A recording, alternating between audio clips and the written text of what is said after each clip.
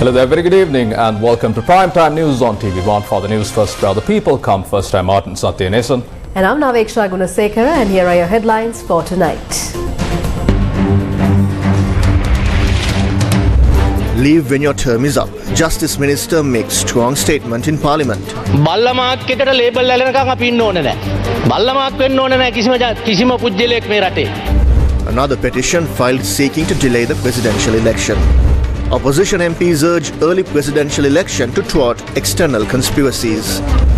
Government has laid the foundation to build a robust economy, President declares in Bingiria. පළමුවෙන්ම අපි මේ රටේ ණය පාලනය කළ ඉදිරියට යනවා. දැන් තියෙන ගිවිසුමෙන් පිට ගියොත් ආපහු අපිට මේ සහනය ලැබෙනවා. University non-academic executive staff return to work. Non-executives continue strike.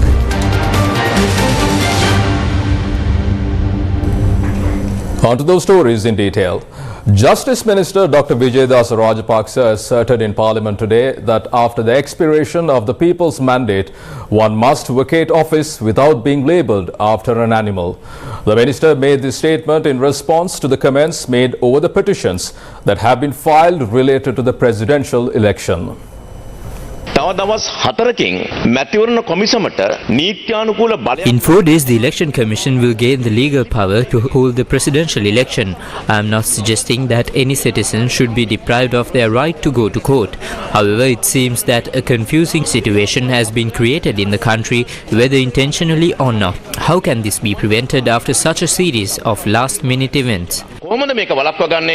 ඊටාම ආසන්න මොහොතේ අවසන් තත්පරේ මෙවැනි සිදුවීම් ජාලාවක් මතුවෙනින් පස්සේ මේක දැන් ශ්‍රේෂ්ඨාධිකරණය විසින් පැහැදිලි නඩු තීන්දුවක් 19 වෙනි ආණ්ඩුක්‍රම ව්‍යවස්ථා සංශෝධනයේ අනුව ලබා දීලා තියෙනවා මොනම හේතුවක් නිසා අවුරුදු 5. The Supreme Court has clearly ruled, according to the 19th Amendment of the Constitution, that a president cannot remain in power for more than 5 years under any circumstance. It applies to the successor president as well as the elected president. The court has made 3 previous judgments affirming that our constitution is valid as it stands during the term of this presidency. This situation has made the judicial process seem farcical to the public. A person from some place goes to court and files an application seeking that the president's term be considered as 6 years and not 5 years. The court was not pleased and the case was dismissed. But now a lawyer named Laksiri is asking for a verdict that the term is 6 years since 19th Amendment to the Constitution was not approved in a referendum. We must not let the judiciary become a joke. Lawyers and the public must understand this, and the judiciary must hold up its impartiality. As politicians, if we are given powers for 5 years, we will not stay beyond that. No politician in this country should be seen as clinging to power like a dog mark. If given authority for a set period, we should leave when the time is up. කිසි කාල සීමාවකට බලය දුන්නා නම් ඒ බලය මොන ආයතනයේද කියලා අදාළ නැහැ. බල්ලමාක් නෙවි ගෙදර යන්න. ඉතින් මේ පුටුව බදාගෙන ඉඳලා දාලා යන්න කැමති නැහැ. It appears they want to cling to this position. If one attempt fails, another steps in. The court has rejected this approach. Now they are trying to fix it again in the cabinet and bring it back to court through another individual. We request the President, as a leader who values democracy, to stop this absurdity in the country and make an open statement about the upcoming election. We believe this will put an end to these games. I believe we need to end this dogma program. If you are not afraid to face this election, don't be scared and try to take these measures. Do not try to make any more attempts to extend the term from 5 years to 6. A fundamental rights petition filed with the Supreme Court highlighted irregularities in the passing of the 19th constitutional amendment. The petition reveals that the amendment has not undergone a formal referendum process despite a Supreme Court bench suggesting such a reform. The petitioner is seeking a judgment that holding a presidential election prior to the referendum would contravene the constitution. Attorney at law Aruna Laksiri Unawatuna filed a petition listing the Elections Commission, its members, the Secretary General of the Parliament and the Attorney General as respondents. The petition argues that the 19th Amendment lacks legal standing as it has not been signed by the President following approval in the referendum. A group of opposition MPs have requested the Elections Commission to call for the presidential election at the earliest possible date in order to prevent constitutional conspiracies from impacting the presidential poll. The letter to the chairman of the Election Commission carried the signatures of 30 opposition members of parliament, including Ranjith Madhuma Bandara, Eran Wickramaratne, Rauf Hakim, Udaya Gammanpila and Venerable Athuraliya Ratanathera. It added that it is no secret that the current government, worried about the possible loss in the upcoming presidential election, is making various efforts to postpone the presidential election scheduled for year 2024. The letter added that the provisions of the constitution regarding the term of the office of the president have been clearly mentioned and has already been clearly interpreted by the Supreme Court 3 times. They requested that the Elections Commission make the necessary arrangements to hold the presidential election on the first possible day, to exercise the legal powers in full to conduct the election in a free and fair atmosphere. The Election Commission is bound to uphold the people's democratic rights. Therefore, this election should be announced and held soon. The Commission will be empowered on the 17th to call for nominations and to declare the election. Many opposition parties have urged the Election Commission to do so without allowing the government to create further confusions.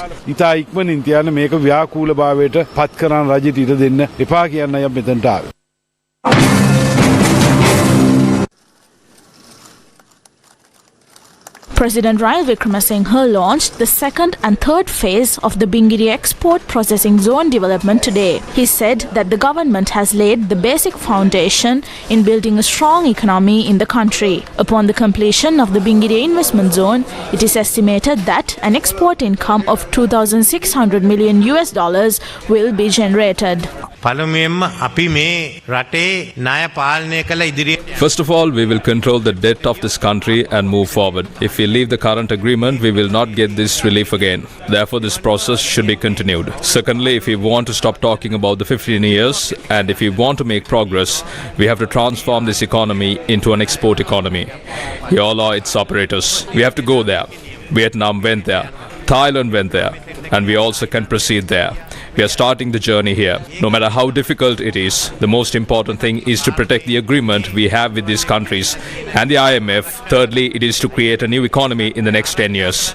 We are working today to proceed there. If we protect this, we will have a future, and if we don't work for it, we will fail again. Those two are left for us to decide. අපිට අනාගතයක් තියෙනවා මේක නැති කරොත් ආපහු වැටෙනවා. ඔය දෙකයි අපිට තීරණය කරන්න තියෙන්නේ. වාසේ පන්සල මෙහෙද?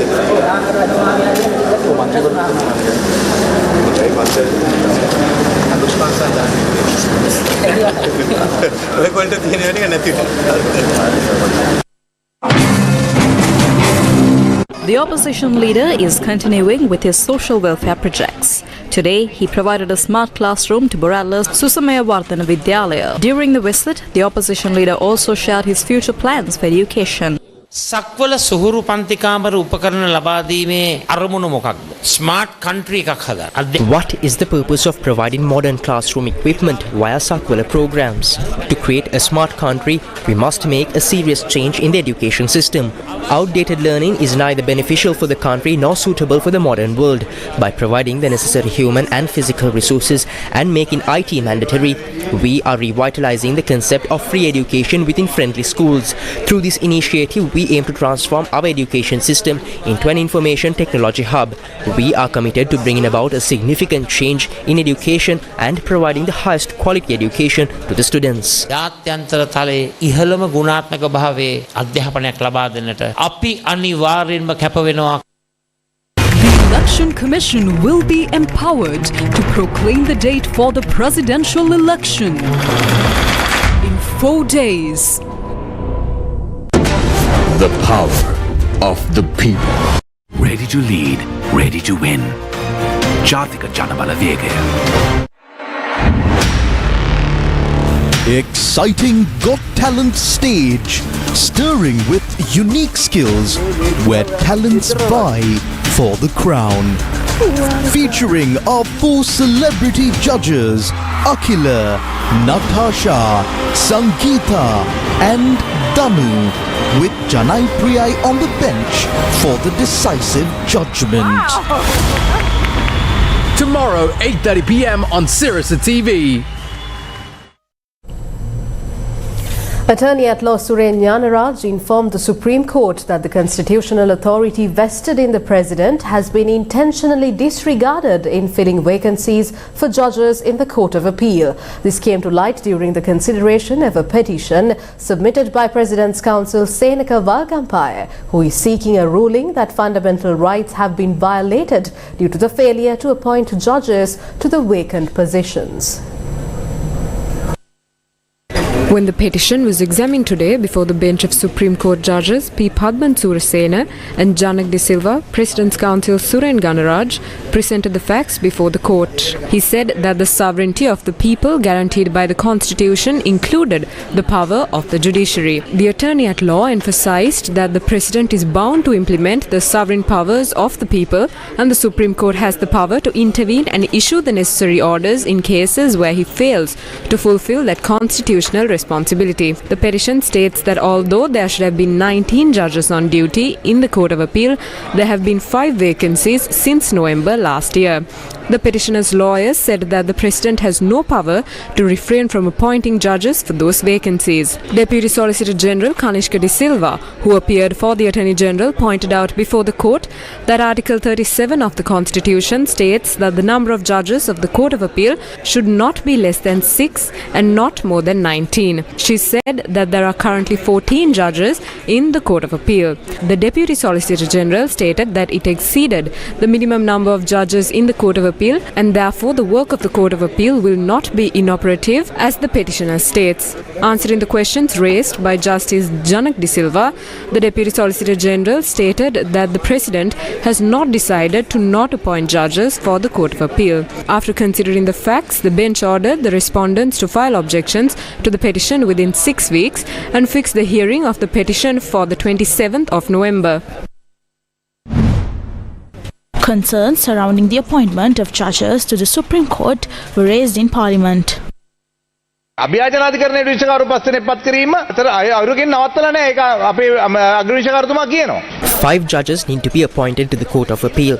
This was not stopped in any way as stated by the Chief Justice. Next, there is the Supreme Court, where 2 judges cannot be appointed due to previous injunctions. Today, there are numerous human rights cases pending. This situation raises questions about the country's justice system.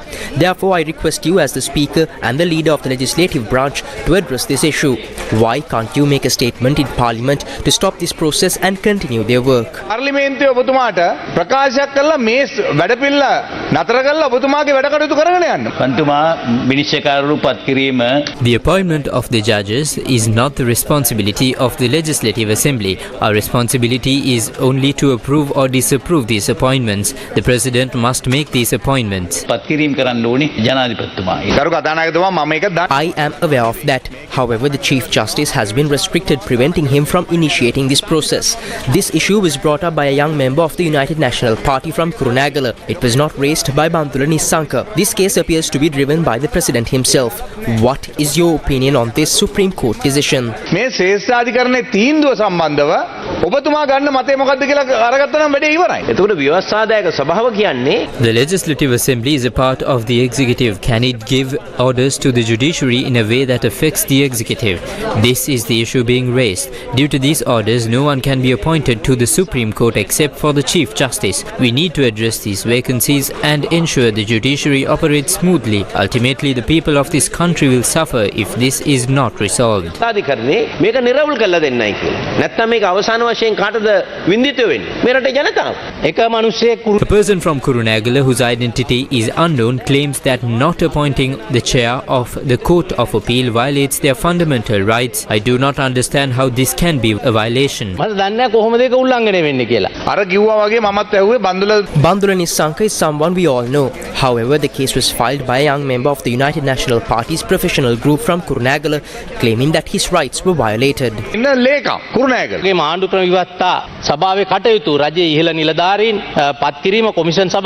When an injunction is issued against an institution with the authority to appoint senior government officials and commission members, the Speaker must take responsibility. This situation is similar to one in 2001 when Anura Bandaranayake was the Speaker. I was involved in that case and obtained an interim order. The Speaker at that time provided a clear decision on the obligations and limitations of Parliament. Due to the current weakness in Parliament, these responsibilities are not being fulfilled, leading to today's chaotic situation. පාර්ලිමේන්තුවෙන් ඉටු වෙන්න ඕන වගකීම යුතුයකම ඉටු නොවන නිසා අද මේ ව්‍යාකූල තත්ත්වය ඇති වෙලා තියෙනවා. Dr. Harsha De Silva, the chairman of the Committee on Public Finance, presented the committee's investigation report regarding the contentious deal to outsource the issuance of on-arrival visas at the airport to a foreign company. This issue was also a topic of recent debate locally. However, Premanath C. Dolevat, a parliamentarian, a committee member, expressed dissent, indicating that not all members of the committee are in agreement with the report. සමහර නිලධාරීන් ආවේ නැහැ කාර්ක සභාව නොයෙකුත් කාරණා ඉදිරිපත් කරා. Some officials did not come before the committee. They gave various reasons. Some people acted in a way that was disrespectful to the chair. But despite those challenges, we are submitting this report. We finally came to a conclusion. Upon the conclusion, MPs asked for 3 weeks to study it, which I allowed. MPs gave their opinions separately. We have included those in the end of the report as an amendment. We have included them without altering their personal opinions. I will submit everything to Parliament. This is the size of the report. This may contain around 1000 pages. The prime contractor is not VFS. The prime contractor is a different company. This is not a competitive bidding process.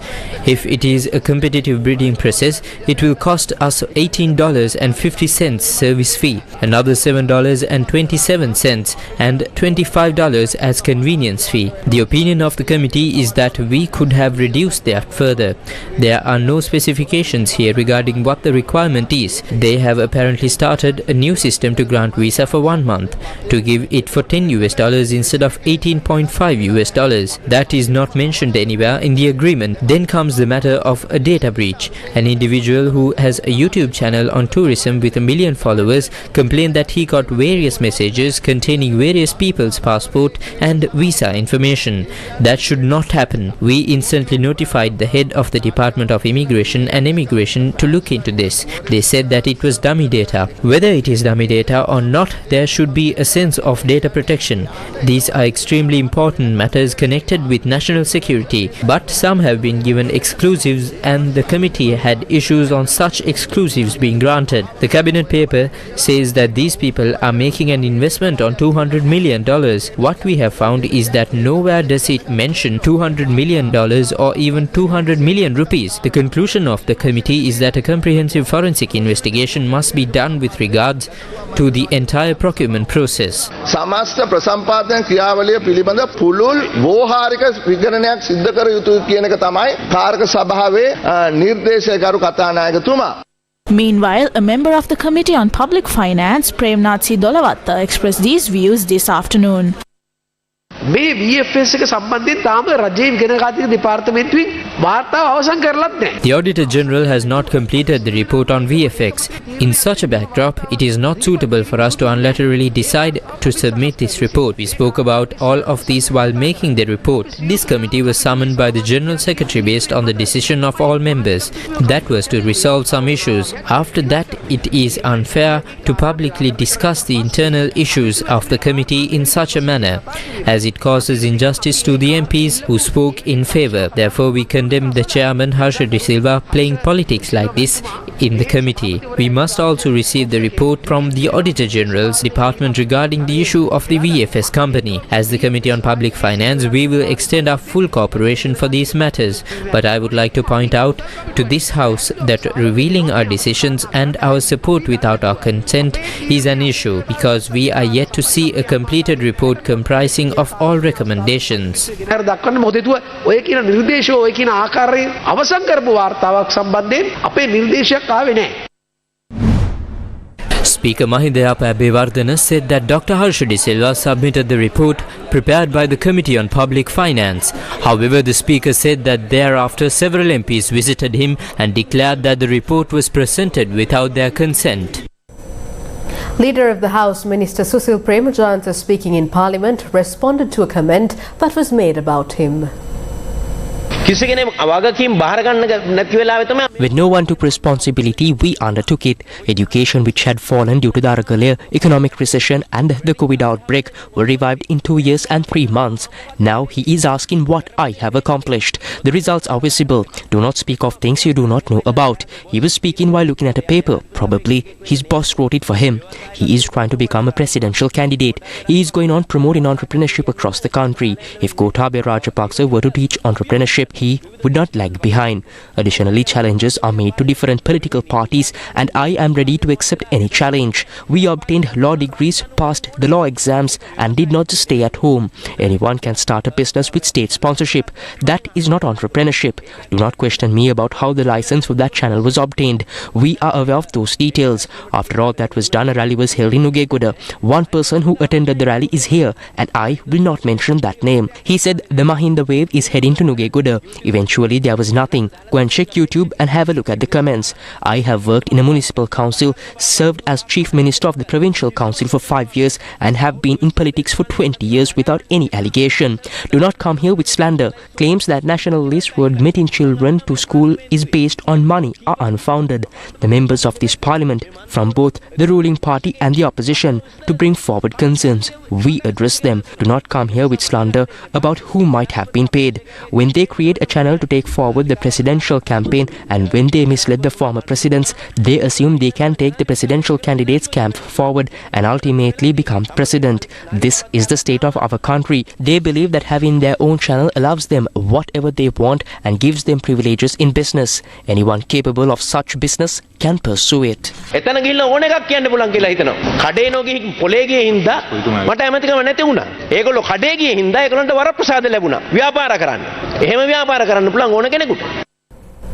Samagi Jana Balawege MP Kavinda Jayawardena expressed regret and apologized for voting against the online safety bill in alignment with the party's decision.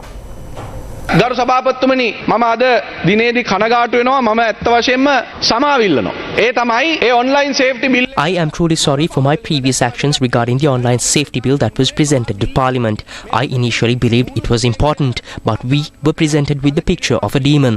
Recently, I tried to file a complaint about a defamatory post on Facebook and consulted a senior official of the Criminal Investigation Department. When I asked if I could file the complaint under the online safety bill, the official assured me that I could, and he pointed out that I had opposed this bill. Honorable Chairman, I felt ashamed. At the time it was portrayed to us that the online safety bill would strip away democratic rights, hinder political activities and imprison us for our statements. However, the office explained the committee has not been formed. I now request the government to immediately appoint the committee for framework for law enforcement agencies to act against those who spread falsehood through social media. I apologize for voting against the online safety bill. We were compelled to do so based on our party's directive. President's Counsel K.A. Parindarana Singha took oath as the Attorney General this evening. President's Counsel K.A. Parindarana Singha took oaths as the 49th Attorney General of Sri Lanka. The Attorney General took oaths in the presence of President Ranil Wickremesinghe at the President's office.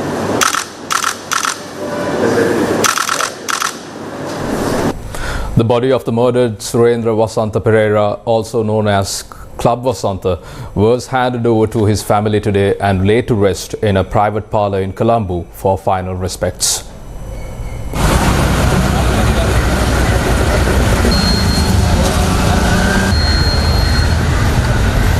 Earlier, after receiving an anonymous phone call advising against holding last rites of Surendra Vasantha Pereira, special security measures were implemented at the private parlour in Colombo. The police took this step following a complaint received by the Borella police.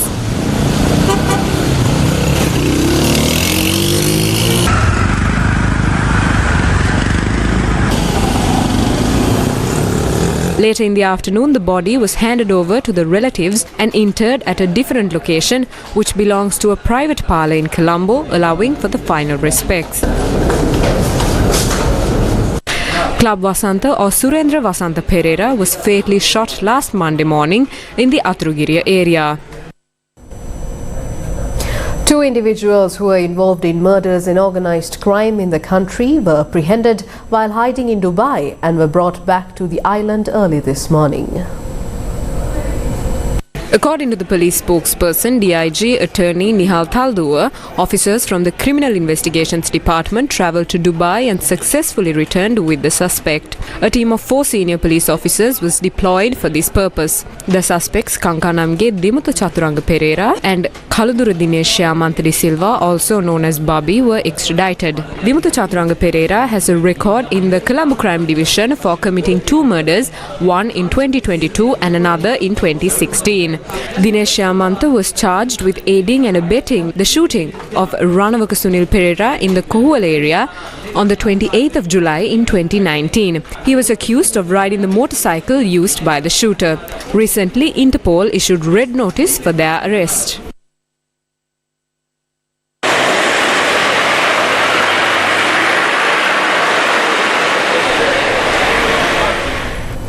What has become of the recent trade union struggles? Following last night's discussion, the station master strike has concluded while the university non-academic workers' strike persists. Additionally, in response to the government minister's reactions to the union actions yesterday, the trade unions had their say.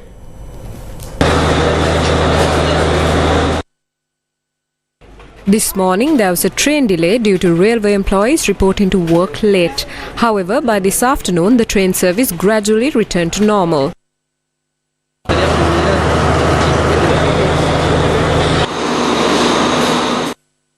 In parallel, executive grade officers from the university non-academic staff have also suspended their union action. WMW1 Ninayaka, the association president, explained that this decision aligns with an agreement signed with the chairman of the University Grants Commission. These officers will resume work starting Monday, the 15th. Despite this development, the rest of the non-academic staff strike continues.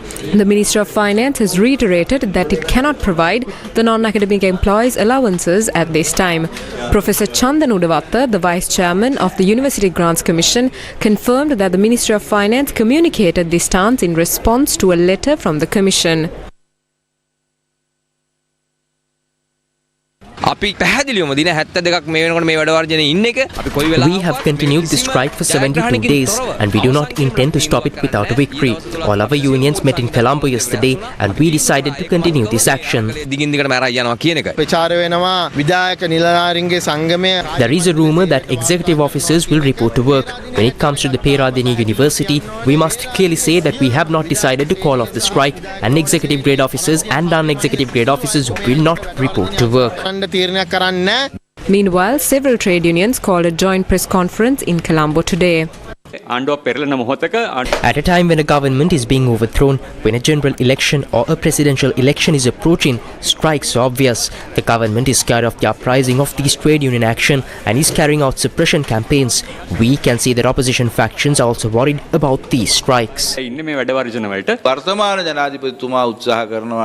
the current president is trying to wear JR's coat and follow in his footsteps of intimidating trade unions, I would like to say that it will be the reason for his downfall. We took this action separately, but if the government is going to face the challenge while putting us together, we are ready for that challenge.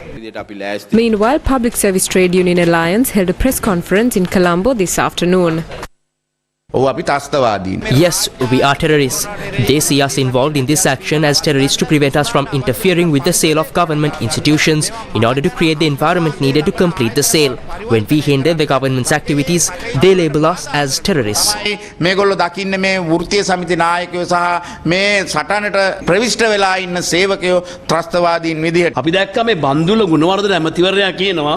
Minister Bandula Gunawardena say that this is not the Gotabaya Rajapaksa government and this is the Wickramasinghe regime. Gotabaya Rajapaksa had the power of the majority and Ranil Wickramasinghe has no power at all.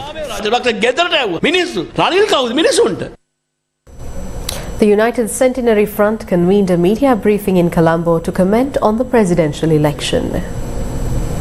We see that the incumbent and the government is continuing to find various excuses and ways to delay the election. It is important to have a presidential election. It is important to ensure that the democracy continues. This president does not have a mandate, was appointed through technicalities within the constitution. However, now we need an election and the due time is now. The Supreme Court has also spoken very clearly. 5-year term has ended. Why is there a delay? We want that to happen immediately. And in fact, if the news is so good, as the President indicated nearly a month ago, if he has managed to create true transformation in the country, then why the delay? Why be afraid of a presidential election? We want an election immediately. The Asian Development Bank approved a $100 million loan to boost Sri Lanka's power sector reforms. The Asian Development Bank approved a $100 million policy-based loan to support and facilitate reforms aimed at enhancing the financial sustainability of the power sector in Sri Lanka. The power sector reforms and financial sustainability program will complement the International Monetary Fund's extended fund facility arrangement and bolster the operational efficiency and competitiveness of the country's power sector. The program will help create a conducive environment for private investments, boosting renewable energy development and modernizing power grids. This program will support reforms in the power sector introduced under the Electricity Act, including institutional and regulatory reforms, and improve operational sustainability of the electricity sector. The program will also support the development of renewable energy to accelerate the country's transition to clean energy as envisaged under Sri Lanka's nationally determined contributions. The program will help the government undertake institutional reforms in the electricity sector by establishing independent companies with defined functions and support strengthening their corporate governance and financial stability. The program will help the government undertake institutional reforms in the electricity sector by establishing independent companies with defined functions and support strengthening their corporate governance and financial sustainability. It will support regulatory reforms with the implementation of the new national tariff policy that will improve financial sustainability of the sector through cost-reflective tariffs. The key initiatives include implementing a periodic revision of feed-in tariffs for small power plants and rooftop solar users, facilitating integration of renewable energy projects into the national grid, and effective application of a competitive procurement framework for renewable energy projects. ADB will provide an additional $1 million technical assistance grant from its Technical Assistance Special Fund to support program implementation, capacity building of electricity companies, the development of their business plans, and overall power system development plans. India began hosting foreign ministers from the BIMSTEC member countries for a 2-day retreat in the national capital aimed at bolstering cooperation among Bay of Bengal countries. The Bay of Bengal Initiative for Multisectoral Technical and Economic Cooperation brings together 7 countries of South and Southeast Asia for multifaceted cooperation. For India, BIMSTEC represents the intersection of the Neighbourhood First outlook, the Act East policy, and the Saga vision. Each of these endeavours is being purposed with a specific focus on the Bay of Bengal, where collaborative potential has long remained under-realized. Our challenge is to change that for the better. Strong outcomes for the summit to be held later in the year. Our message should be clear that we are all determined to infuse new energies, new resources, and a new commitment into cooperation among Bay of Bengal nations. Our discussions in the first part will revolve around connectivity, institutional building, cooperation in trade and business, collaboration in health and space, digital public infrastructure, capacity building and societal exchanges, as well as weighing on the merits of new mechanisms. This retreat comes as India has been making concerted efforts to make BIMSTEC a vibrant forum for regional cooperation as initiatives under SAARC or the South Asian Association for Regional Cooperation were not moving forward for a variety of reasons. Besides India, the BIMSTEC comprises Sri Lanka, Bangladesh, Myanmar, Thailand, Nepal and Bhutan. The first edition of the BIMSTEC Foreign Ministers Retreat was held in Bangkok on the 17th of July 2023. The summit is set to seal an agreement on maritime transport cooperation, which is expected to boost trade among the member states. Indian Prime Minister Narendra Modi met with the BIMSTEC foreign ministers, including Sri Lankan State Minister Tharaka Balasurya. The Prime Minister on X said that he discussed ways to strengthen regional cooperation, including connectivity, energy, trade, health, agriculture, science, security and people-to-people exchanges. On the sidelines of the BIMSTEC Foreign Ministers Retreat in New Delhi, State Minister of Foreign Affairs Tharaka Balasurya called on Indian External Affairs Minister Dr. S. Jaishankar.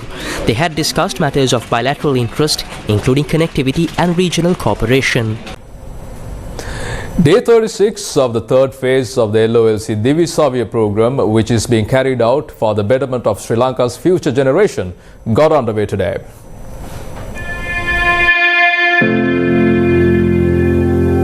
Under the Divi Savya program, exercise books and stationery equipment required for a year are distributed free of charge to government schools with less than 150 students. Today's program was centered around the Ampara district. Accordingly, school bags and stationery equipment were donated to students of Safina Muslim College, Kalmune Royal College, Vivekananda Tamil College, Al Muslim College, Adappalam Vinagar College, Mahavishnu College at the Dehiyatta Kandiya Zonal Education Office.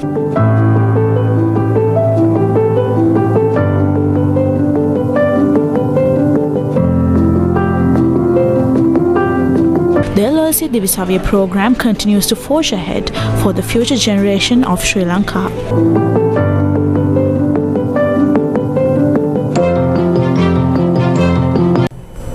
From that, we bring to a close this edition of Primetime News on TV1. For details of the stories and much more, simply log on to our website www.newsfirst.lk. For the Newsfirst, where the people come first, I'm Martin Satyanesan. And I'm Naveksha Gunasekara. Thank you for watching. Good night. Good night.